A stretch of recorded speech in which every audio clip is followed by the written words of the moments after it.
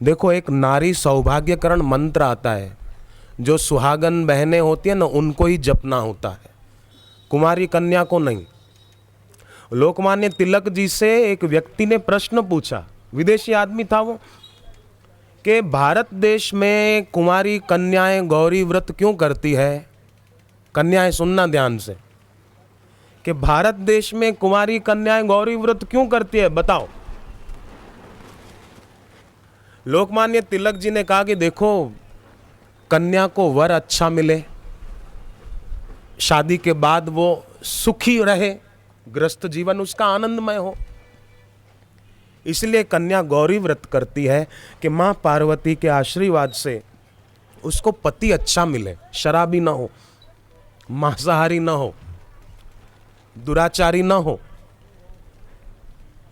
तो उसने फिर पूछा कि कन्याएं गौरी व्रत करती है तो पुरुष क्यों नहीं करते, पुरुष शिव व्रत करें। लोकमान्य तिलक ने कहा, देखो, पुरुषों को जरूरत नहीं है, कन्या को जरूरत है, क्योंकि कन्याएं तो सब अच्छी ही हैं। ये तो पुरुष ज्यादा वो जरा कोई शराब पिए, कोई कुछ करे, कोई कुछ करे, कन्याएं तो अच्छी हैं। लोकमान्य तिलक का जवाब मुझे अच्छा लगा। कन्या को जरूरत पड़ सकती है, कहीं उसको गलत आदमी ना मिल जाए और उसका जीवन बिगड़ जाए, भविष्य बिगड़ जाए। तो सुहागन स्त्री जो हो, चलो अब पहले गौरी व्रत नहीं किया था, समझो किसी ने नहीं किया और उसको अभी तकलीफ है, तो एक नारी सौभाग्यकरण मंत्र आता है, जो सुहागन स्त्री सुबह सूरज उगने के पहले पहले जप करे 10 माला, तो उसके घर में सुख शांति की वृद्धि होती है। उसको नारी सौभाग्यकरण मंत्र कहते हैं। महीने के 4-5 दिन छोड़कर बाकी के दिनों में उसका जप करने से बहुत लाभ होता है। भाव से जपे, प्रेम से जपे। देखो, अयोध्या में राम राज्य क्यों नहीं हुआ था, जब दशरथ राजा चाहते थे और वशिष्ठ जी ने भी हां कह दिया था, गुरु ने भी आदेश दे दिया कि करो, फिर भी क्यों नहीं हो पाया।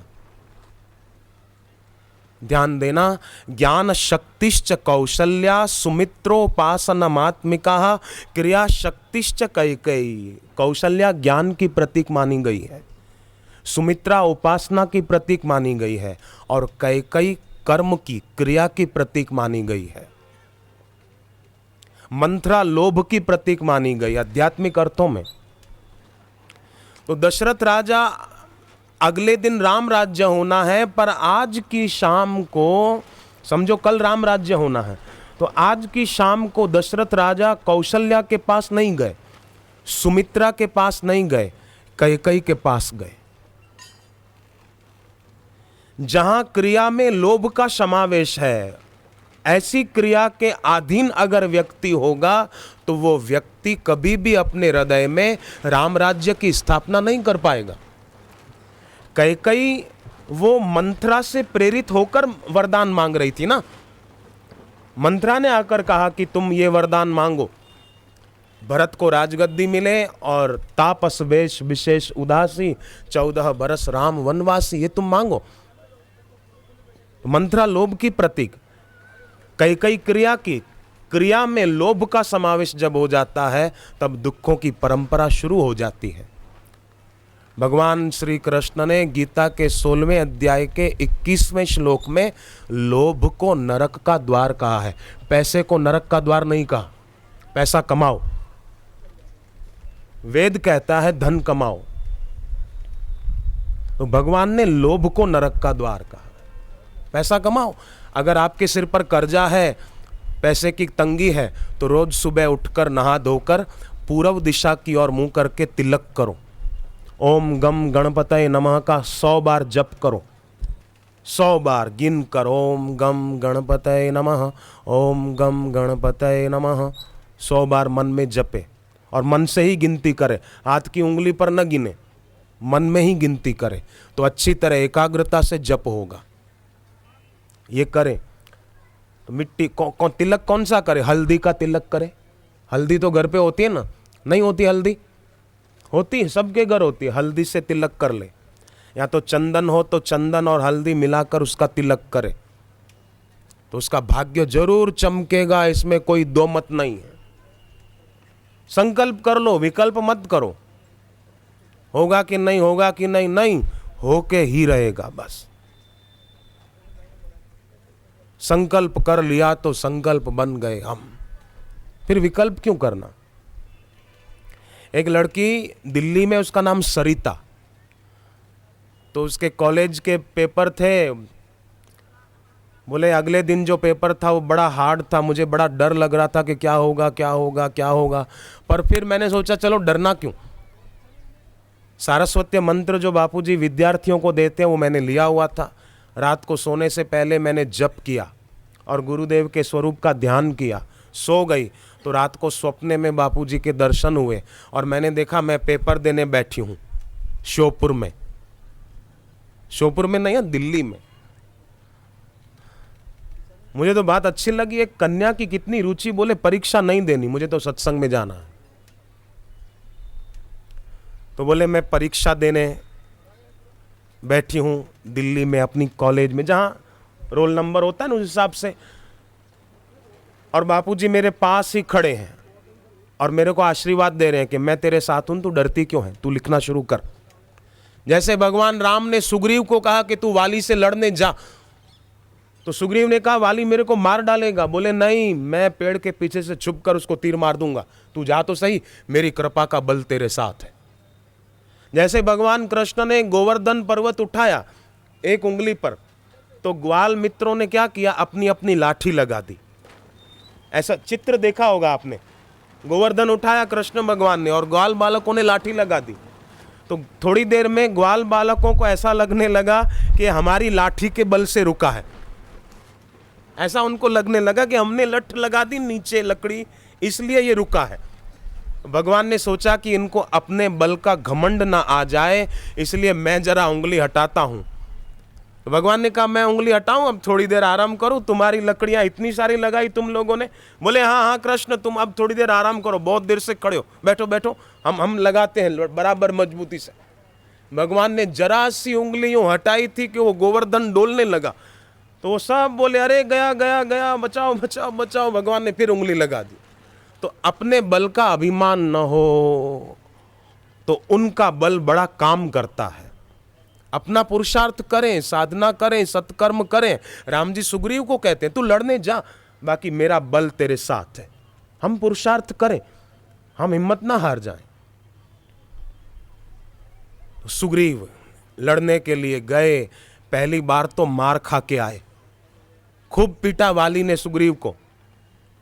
तो सुग्रीव आया भागकर भगवान के पास और कहा कि आपने तो मुझे आज मरवा ही दिया होता, वो तो मेरे को मार डालता, अच्छा हुआ मैं भाग के आ गया।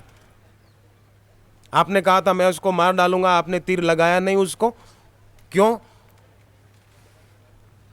भगवान ने कहा कि क्या करूं, तुम दोनों एक जैसे दिख रहे थे, मैं तीर चलाऊं कहीं तुमको लग जाता तो, इसलिए मैं तुमको एक माला पहना देता हूं, फिर मैं बराबर नजर रखूंगा कि ये सुग्रीव ये बाली, क्योंकि दोनों एक जैसे दिखते थे। तो सुग्रीव देखो एक बार पिट कर आया, फिर भगवान ने भेजा। माने एक बार अगर आपको असफलता मिले तो डरो नहीं, फिर कदम आगे रखो। कभी विद्यार्थी को परीक्षा में कम परसेंटेज आए तो विद्यार्थी डरे नहीं, फिर मेहनत करे तो उसको ज्यादा सफलता मिलेगी। डर क्यों जाना? कोई भूल हो गई तो भी डरो मत, भूल होती है, बच्चे से भूल होगी, हम नादान हैं, अनभिज्ञ हैं, अज्ञानी हैं, तो भूल होगी।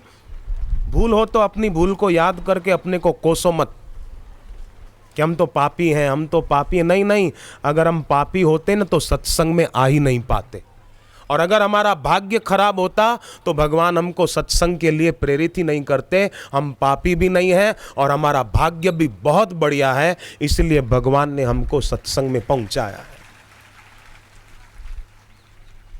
अभी श्राद्ध पक्ष चल रहा है।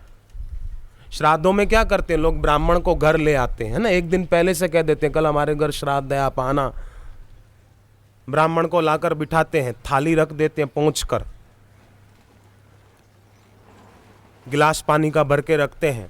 तो ब्राह्मण ये नहीं सोचता कि अब ये रोटी देंगे कि नहीं देंगे, खीर खिलाएंगे कि नहीं खिलाएंगे, हलवा देंगे कि नहीं देंगे, ब्राह्मण ये नहीं सोचता।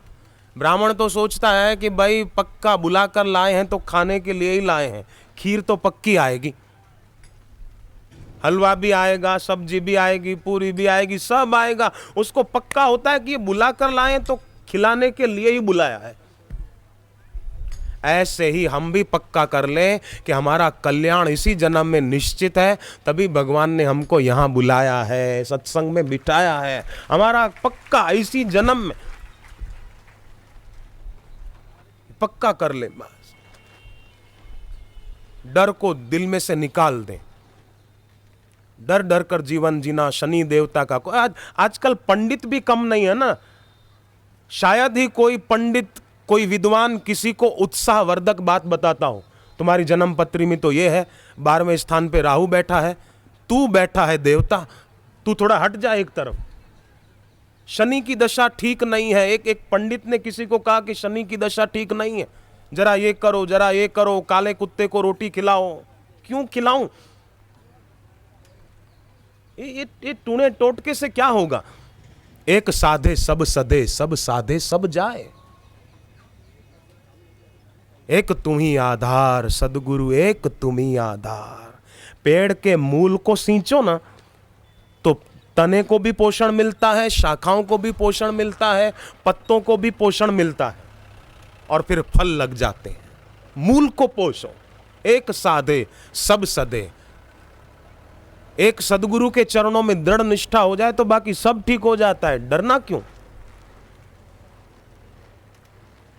एक माँ बीमार हुई तो उस माँ ने, उसको शौक था फूल के पौधे लगाने का, तो कहीं गुलाब के, कोई मोगरे के पौधे लगाए थे, कोई गेंदे के, कोई अलग अलग फूलों के उसने लगाए थे। अपने घर के सामने जगह थी, कईयों को शौक होता है। एक दिन माँ बीमार हो गई, तबीयत बहुत ज़्यादा खराब हो गई, तो उसको डर लगने लगा मेरे पौधे सूख न जाएं, मेरे फूल सूख न जाएं। तो बेटे ने कहा माँ तू चिंता मत कर, माँ तुझो कम कंदस, तू चिंता न कर, तू वही आराम कर। तो माँ ने कहा ठीक है बेटे। अब थोड़े दिन के बाद जब माँ ठीक हो गई, जाकर देखा सामने बगीचे में तो पौधे सब सूख गए हैं, फूल झड़ गए हैं। माँ ने कहा बेटे तू कहता था कि मैं पोषण दूंगा, पानी दूंगा, तूने कुछ किया नहीं। बोले माँ मैंने पानी दिया है। बोले तूने दिया होता तो ये सूखते क्यों? बोले माँ मैं पौधे के हर पत्ते पर पानी चिपकाता था, लगाता था। ये समझो पत्ता है तो उस पर पानी रगड़ता, फूल के ऊपर भी पानी जरा यूं लगाता, फिर दूसरे पौधे पर। माँ मैं तो बहुत टाइम लगाता था, पर क्या पता नहीं क्यों ये सूख गए। माँ ने कहा पागल, पत्ते पर पानी नहीं लगाना था, इसकी जड़ों में, जिसके कारण ये फूल खिलता है वहां जड़ में पानी देता ना तो फूल अच्छे खिलते, सूखते नहीं पौधे। तो मूल में पानी दे। भगवान सबका मूल है। बीजम माम सर्वभूतानाम अहम प्रभव सर्वस्य, वो सबका मूल है। भगवत प्राप्त गुरु सबका मूल है। अगर उनके चरणों में प्रीति होगी तो हमारा जीवन सुखमय, शांतिमय, आनंदमय, भक्तिमय, कल्याणकारी होगा। तो क्यों ना ऐसा जीवन जिए। सुविधा और संपत्ति मिलना बड़ी बात नहीं है, पापी के पास भी होती है, पर सत्संग में और गुरु चरणों में प्रीति होना ये बड़े भाग्य की बात है। मानव तू अगर चाहे दुनिया को झुका देना, दुनिया को मतलब सारी चिंताओं को, सारे भोगों को, सारे विकारों को अपने पैरों तले झुकाना चाहता है। मानव तू अगर चाहे दुनिया को झुका देना, बस सदगुरु के दर पे सर अपना झुका देना। गुरु के दर पे अपना सर झुका दे बस।